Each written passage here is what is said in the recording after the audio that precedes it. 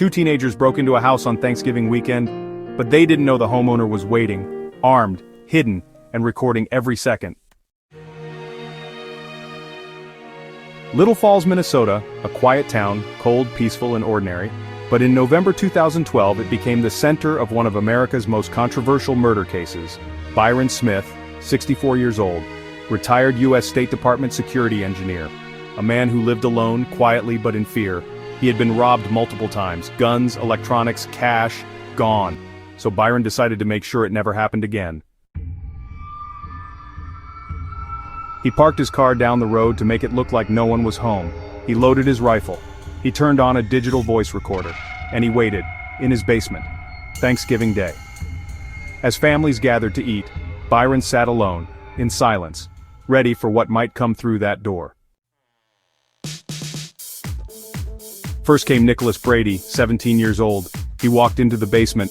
Byron fired, once, twice, 3 times. Nicholas fell to the ground, then Byron walked over and shot him once more in the face, execution style. A few minutes later, Haley Kiefer, 18, entered, looking for her cousin. She walked into the same basement.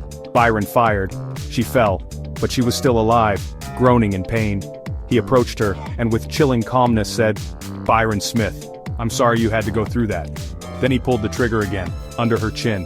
He dragged the bodies, covered them with a tarp, and left them in the basement for 24 hours. The next day, Byron calmly asked his neighbor to call the police. He said he had put an end to the burglaries. He gave the police the full recording, confident that the law was on his side. "I refuse to live in fear. I'm not a bleeding heart liberal. I felt like I was cleaning up a mess."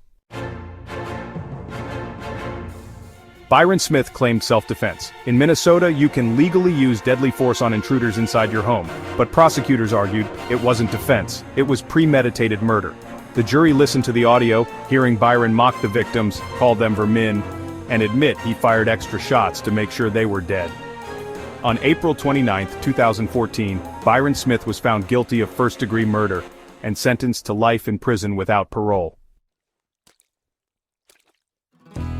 The case sparked nationwide debate.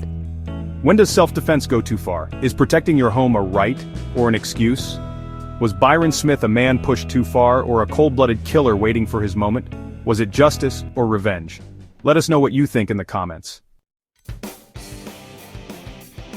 If you want more real crime stories that challenge the line between right and wrong, hit that like, subscribe, and tap the bell icon for more.